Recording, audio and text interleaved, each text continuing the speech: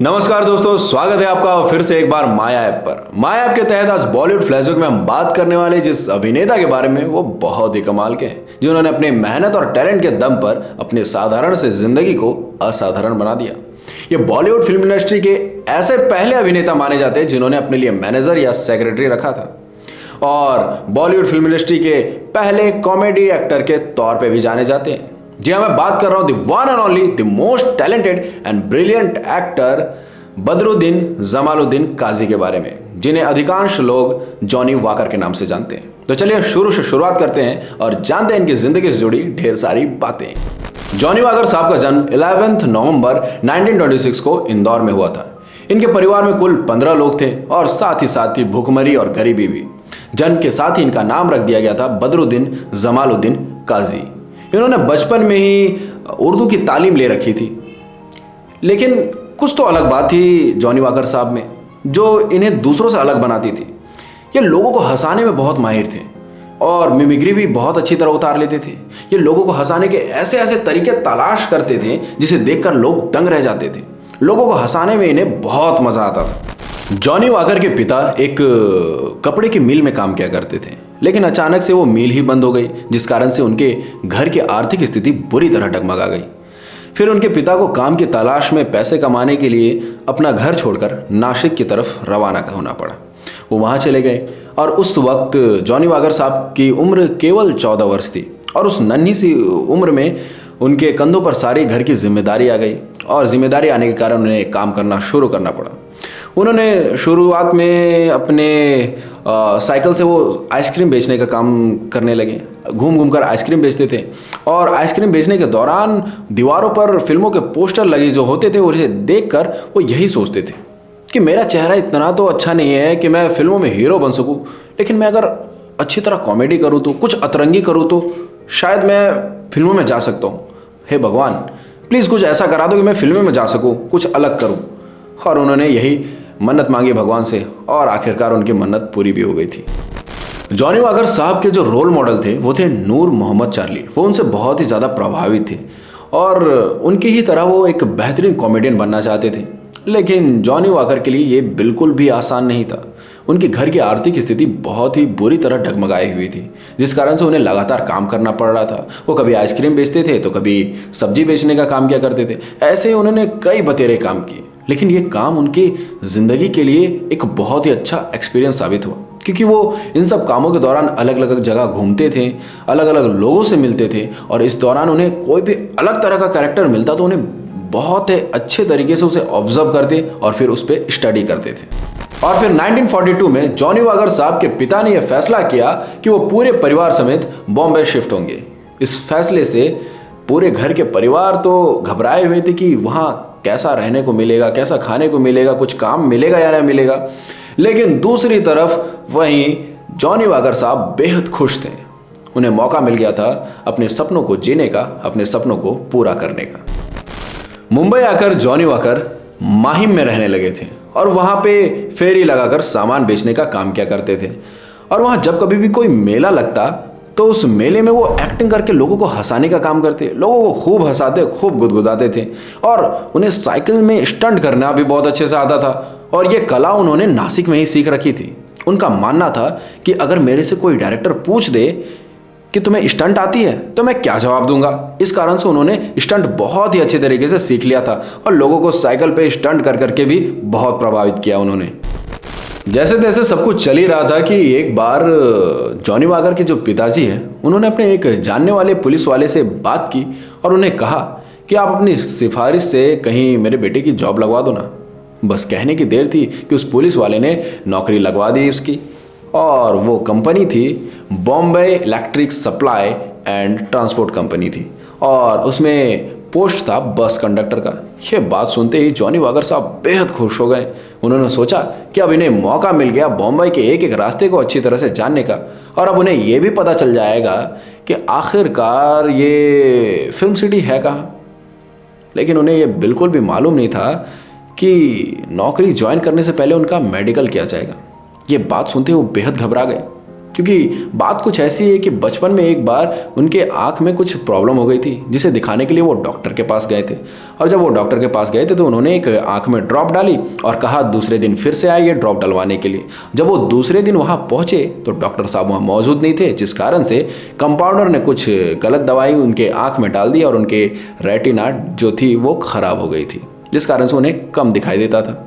अब वो सोचे अब करे क्या, मेडिकल में तो मैं छट जाऊंगा। लेकिन उन्होंने बहुत दिमाग लगाया और सोचा, और फिर अगले दिन जब उनका मेडिकल होना था तो मेडिकल से 2-4 घंटे पहले ही वहाँ पहुँच गए और उन्होंने पता किया कि आखिर कहाँ पे ये मेडिकल टेस्ट किया जाएगा। और टेस्ट के जगह पे वो पहुँच गए और बोर्ड पे जितने लेटर्स लिखे थे उन्हें बहुत ही अच्छी तरीके से रट लिया, उसे याद कर लिया। और जब उन्हें पूछा गया वहाँ बैठा करके तो उन्होंने एक बार में धड़ल्ले से सारा पढ़ के सुना दिया। बस क्या, फिर क्या था, वो पास हो गए और लग गई उनकी नौकरी बस कंडक्टर की। जॉब लगते ही जॉनी वॉकर माहिम से लेकर के दादर तक चलने लगे थे और इस जर्नी के दौरान वो लोगों को खूब हंसाते थे, खूब मनोरंजन करते थे। लोग हंसते हंसते कब माहिम से दादर पहुँच जाते थे उन्हें पता ही नहीं चलता था। ये सब के दौरान धीरे धीरे बदरुद्दीन यानी कि जॉनी वॉकर फिल्मों में क्राउड का भी काम करना शुरू कर दिया था। उन्हें पर डे के हिसाब से 5 रुपये मिलते थे, जिसमें से 1 रुपये कोऑर्डिनेटर काट लेते थे। ये काम करने के दौरान उन्हें जब कभी भी शूटिंग के दौरान बीच में समय मिलता तो वो लोगों को हंसाने लगते थे। वो लोगों के बीच इतना फेमस हो गए थे कि बड़े बड़े एक्टर्स उन्हें अपने पास बुलाते और परफॉर्म करने को कहते। वो कभी शराबी बनते तो कभी पागल बनकर लोगों को हंसाते थे। इसी दौरान एक बार बलराज साहनी की नज़र उन पर पड़ी और उन्होंने अपने पास उसे बुलाया, बोला बदरू इधर आना ज़रा। और उन्हें ज़ोर का डांटा कि तुम ये क्या कर रहे हो, लोगों के सामने अपना परफॉर्मेंस दिखा करके मजाक बना रहे हो। तो उन्होंने कहा कि साहब क्या ही करूँ, उन्होंने बुलाया इसलिए मैं गया परफॉर्म करने के लिए। तो बोलता है कितने पैसे मिलते हैं इसके? बोला पैसे तो नहीं लेता सब। तो फिर फालतू के अपने टैलेंट को बर्बाद क्यों कर रहे हो? ये सब करके क्या मिलेगा तुम्हें? करना है तो कुछ बड़े काम की तलाश करो ना, अपने टैलेंट की इज्जत करो। ये सब करके कुछ नहीं होगा। ये कहें तो बदरू ने कहा कि साहब बड़े काम मिले तब तो, और बड़े लोगों को नाराज़ करके भी क्या फ़ायदा है। तो बलराज साहनी और गुस्सा हो गए, तुम्हें बड़े काम चाहिए ना, मैं दिलाऊंगा तुम्हें बड़े काम, बस अपने टैलेंट की कदर करो और ये सब फालतू काम करना छोड़ दो। बस फिर क्या था, जॉनी वॉकर साहब वहाँ से निकल गए और अपने बस में कंडक्टर के तौर पर काम करना शुरू कर दिया। लेकिन उनको याद था कि बलराज साहनी ने मुझसे वादा किया है, तो जब कभी भी दादर से माहिम और माहिम से दादर जाने के दौरान बलराज साहनी बदरुद्दीन से मिलते तो उन्हें वो अपना वादा याद दिलाते कि साहब आपने वो वादा किया था कि आप काम दिलाएंगे। तो एक बार हुआ कुछ यूँ कि मौका लगा। एक फिल्म बनानी थी देवानंद और गुरुदत्त को। ये फिल्म जो थी इसे अडॉप्ट किया गया था एक अमेरिकन फिल्म से, जो कि बहुत ही अच्छी फिल्म थी, उसे अडॉप्ट किया गया था। और इस फिल्म का जो स्क्रीन प्ले है वो लिख रहे थे बलराज साहनी। तो उन्होंने उसमें एक कैरेक्टर ऐड कर दिया एक शराबी का, और वो कैरेक्टर बदरू के लिए फाइनल कर दिया और बदरू को मिलवा दिया गुरुदत्त और देवानंद से। और मुलाकात के बाद ही वहाँ पे परफॉर्मेंस देखते ही सभी उनके परफॉर्मेंस से प्रभावित हो गए और वो उस कैरेक्टर के लिए लॉक हो गए। इस फिल्म का नाम था बाजी, जो 1951 में रिलीज की गई थी। यह फिल्म देवानंद के नवनिकेतन फिल्म्स के द्वारा बनाई गई दूसरी फिल्म थी। इस फिल्म में एज अ लीड देवानंद खुद काम कर रहे थे और इस फिल्म का डायरेक्शन का काम संभाल रहे थे गुरुदत्त साहब। इस फिल्म में बलराज साहनी के सिफारिश पे मिला था एक बहुत ही महत्वपूर्ण कैरेक्टर बदरुद्दीन को, और उन्होंने बखूबी उस कैरेक्टर को निभाया। और इस तरह से ये फिल्म बाजी बन गई जॉनी वॉकर के लाइफ की पहली फिल्म और उनका फिल्मी करियर चल पड़ा। इस फिल्म में एक छोटे सा शराबी के कैरेक्टर ने उन्हें लाइमलाइट में ला दिया था। इस कैरेक्टर को करने के बाद उनके लाखों करोड़ों फैंस बन गए थे, उनको लोग खूब पसंद करने लगे थे। और उन्होंने इस शराबी के कैरेक्टर को इतने अच्छे से निभाया कि गुरुदत्त साहब ने बदरुद्दीन से प्रभावित होकर उसके नाम को बदलकर अपने फेवरेट विस्की के ब्रांड जॉनी वॉकर पे उनका नाम जॉनी वॉकर रख दिया। और इस तरह से बदरुद्दीन जमालुद्दीन काजी बन गए बॉलीवुड के जॉनी वॉकर, और इसके बाद उन्होंने कभी पीछे मुड़कर नहीं देखा। बाजी फिल्म से अपनी पहचान बनाने के बाद जॉनी वॉकर ने कई एक के बाद एक बड़ी फिल्में की, जैसे कि प्यासा, आर पार, CID, नया दौर और भी ऐसी कई बेहतरीन फिल्में की। वो ऐसा दौर था जिस समय सिर्फ हीरो और हीरोइन के लिए गाने लिखे जाते थे, लेकिन जब बदरुद्दीन जमालुद्दीन काजी यानी कि जॉनी वॉकर ने सिल्वर स्क्रीन पर कदम रखा तो उनके लिए भी गाने कंपोज किए जाने लगे। मशहूर म्यूजिक डायरेक्टर ओपी नैयर उनके लिए गाने कंपोज करते थे और मोहम्मद रफ़ी साहब उनके लिए गाना गाया करते थे। जॉनी वॉकर साहब गुरुदत्त को अपना मेंटर, अपना गुरु मानते थे। एक बार की बात है, वो दोनों शूटिंग के काम से कोलकाता गए हुए थे। वहाँ पे उन्होंने एक तेल मालिश करने वाले को देखा तो गुरुदत्त साहब ने जॉनी साहब से कहा कि देखो, इस तेल मालिश करने वाले पे ध्यान देना और अच्छे से ऑब्जर्व करना, अगली फिल्म में हम ऐसा ही कुछ किरदार करेंगे। फिर क्या था, जॉनी वॉकर साहब की तो आदत थी ऑब्जर्व करने की और उस पर स्टडी करने की। उन्होंने बहुत अच्छे से उसे ऑब्जर्व किया और उस पर स्टडी किया। फिर गुरुदत्त साहब ने अपनी जब अगली फिल्म बनाने की सोची तो उन्होंने उसमें एक गाना ऐड किया। फिल्म का नाम था प्यासा और गाना कुछ इस प्रकार था, सर जो तेरा चकराए या दिल डूबा जाए, आजा प्यारे साथ हमारे काहे घबराए, हाँ काहे घबराए। इस गाने में जॉनी वॉकर ने क्या खूब परफॉर्म किया। दोनों गाना और जो परफॉर्मेंस इतने अच्छे तरह से सिंक की गई कि बहुत ही गाना खिल करके आया और लोगों को खूब पसंद आया। ये गाना इतना मशहूर हुआ कि आज भी लोग सुनते हैं, गुनगुनाते हैं तो झूम उठते हैं। अब बात करें जॉनी वॉकर साहब के द्वारा की गई फिल्म मिस्टर एंड मिसेस 55 के बारे में, तो ये एक बहुत ही बेहतरीन फिल्म थी। ये उस समय की सुपर हिट फिल्म मानी गई थी और इस फिल्म के स्टोरी से लेकर के गाने तक सभी तारीफ़े काबिल थे। ये बहुत ही अच्छी फिल्म बनाई गई थी। ये फिल्म थोड़ी थोड़ी रोमांटिक भी थी और ये उस समय हो रहे सामाजिक बदलाव पे व्यंग भी करती थी। इस फिल्म का टाइटल मिस्टर एंड मिसेस 55 इसलिए रखा गया था क्योंकि हिंदू मैरिज एक्ट जो लागू हुई थी वो 1955 में ही लागू हुई थी और इस फिल्म की स्टोरी भी कुछ कुछ शादी और तलाक को लेकर के है। और इस फिल्म में ये भी बताया गया है कि किस तरह से आज़ादी के बाद वेस्टर्नाइजेशन का जो बुरा प्रभाव हमारे समाज पे पड़ रहा है और हमारे भारतीय संस्कृति को भी इसमें दर्शाया गया और कैसे हमारी परंपरा हमें आगे बढ़ाती है ये भी दर्शाया गया है इसमें। इस फिल्म में जॉनी वॉकर के साथ साथ मधुबाला, ललिता पवार, गुरुदत्त, इन लोगों ने भी अपने अभिनय के जादू से फिल्म को सुपर हिट बना दिया। इस फिल्म का गाना भी बहुत ही बेहतरीन था। ये गाना तो आपने सुना ही होगा, जाने कहाँ मेरा जिगर गया जी, अभी अभी यहीं था किधर गया जी। ये गाना भी इसी फिल्म का है और लोगों ने इस गाने को बहुत पसंद किया था। यूँ तो गुरुदत्त की लगभग हर फिल्म में जॉनी वॉकर नजर आते थे, लेकिन गुरुदत्त की असमय मौत के बाद जॉनी वॉकर को बहुत बड़ा धक्का लगा। वो बहुत उदास से रहने लगे थे। फिर दिलीप कुमार साहब ने उन्हें सपोर्ट किया और उन्हें इस सदमे से निकलने में मदद की। तो चलिए अब बात करते हैं जॉनी वॉकर के द्वारा की गई उन बेहतरीन फिल्मों की फहरिस्त की। तो इसमें जो सबसे पहला नाम आता है वो है बाजीगर, जो कि 1951 में रिलीज हुई और यह सुपर हिट रही। फिर आई जाल जो 1952 में रिलीज हुई और यह भी सुपर हिट रही। फिर आई आर पार जो 1954 में रिलीज हुई और यह हिट रही। फिर आई टैक्सी ड्राइवर जो कि 1954 में रिलीज हुई और यह भी हिट रही।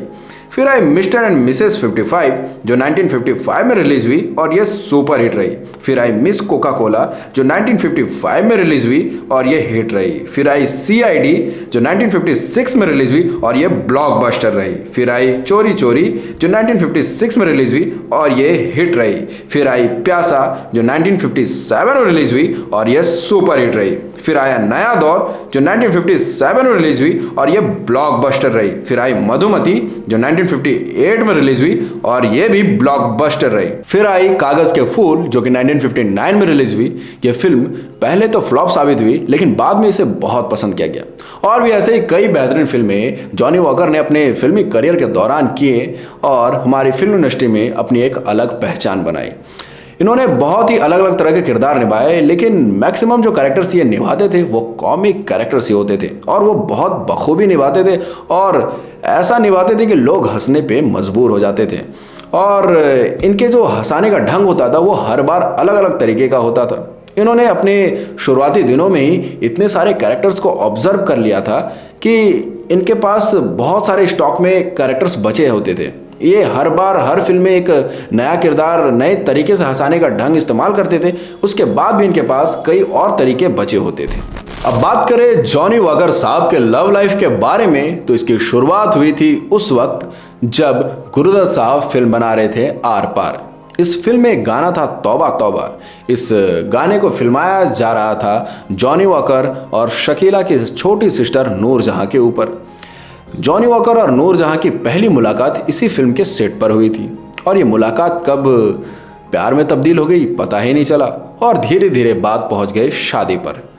हालांकि यह अलग बात है कि दोनों के परिवार वाले इस शादी के लिए राजी नहीं थे, लेकिन दोनों ने ही मस्जिद में जाकर के एक दूसरे के साथ शादी कर ली।